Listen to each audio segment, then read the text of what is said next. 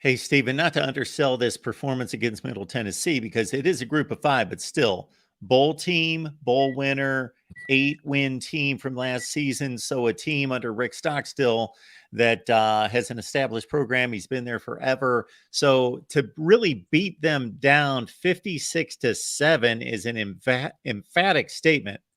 It is. And Coach Stockstill, like you mentioned, Mark, last season, MTSU did go 8-5. Did beat a very good Miami team. Did win their bowl game. They returned quite a few guys defensively, very talented. Had a few offensive pieces back, very talented.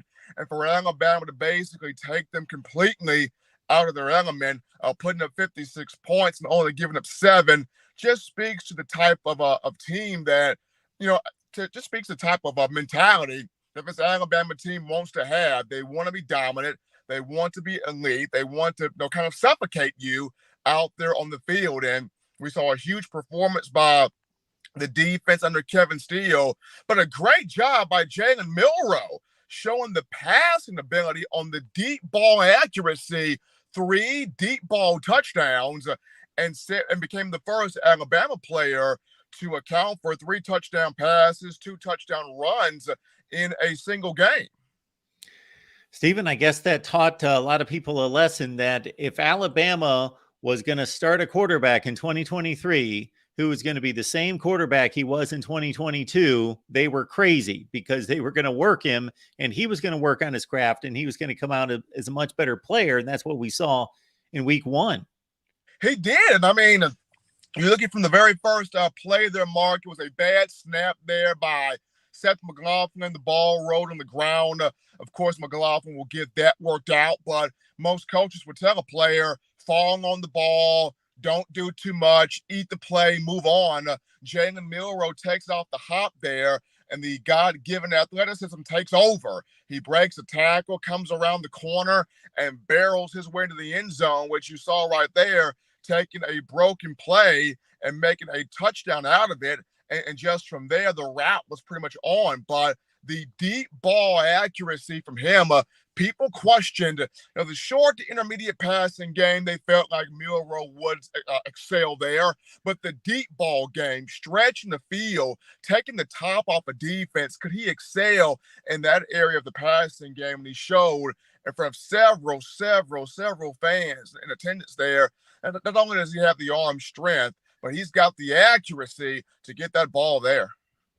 And Stephen, of course, coming into this season, the question marks just didn't surround Jalen Milroe. They surrounded the wide receiver core. So you had both ends of the passing game under a lot of criticism, under the microscope. And it was those guys on the other end, they actually have to secure the football on the other end. And they were able to do that. They did. Isaiah Bond had a big game, 3 catches, 69 yards with a touchdown for him. Jermaine Burton caught a long touchdown reception, and even Amari Niblack at tight end, 29-yard touchdown catch. So we saw the receivers hold onto the football, catch the football, the timing, the connection between Milroe and the receivers on point. And throughout fall camp, the receivers challenged themselves to be more consistent, to be more physical, to be a group that Jalen Milroe could count on and could depend on. And we saw here, very first game of the season, that camaraderie between Milroe and this group of wideouts starting to take shape here. Stephen M. Smith, Touchdown Alabama. Join him on his show here on YouTube every Monday, Wednesday, Friday, 6:30 Central. We appreciate Stephen stopping by, breaking down Bama for us. Texas is headed to town. Looking at the running game, a lot of talented players, of course, some inexperience there. Everybody wanted to see Justice Haynes. Of course, Chase McClellan is the experienced guy coming back.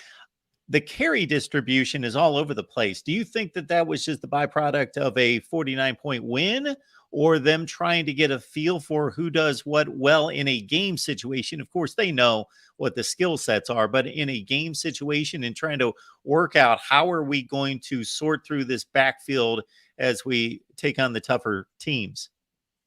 I think it's a mixture of both. I think it's a byproduct of the 56-7 win, but also Saban getting more of an understanding of what each guy does well. and how each guy excels. And then, what each guy does in pass protection also, because pass pro does play a big role of how quickly do you get on the field as a running back. So we saw some things from Jace McClellan. We saw some things from Rodell Williams.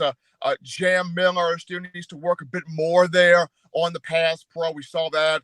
Justice Haynes did get some reps in there. I did some great things out there. And then Richard Young, as the game got closer to the end, the other five-star freshman got some burn there as well. So while I think it is a byproduct of the 56-7 win, I think it's more so of Saban and this offensive staff headlined by Robert Gillespie, who's the running backs coach, getting more of a feel for, okay, what does each guy do well in terms of working them into this rotation?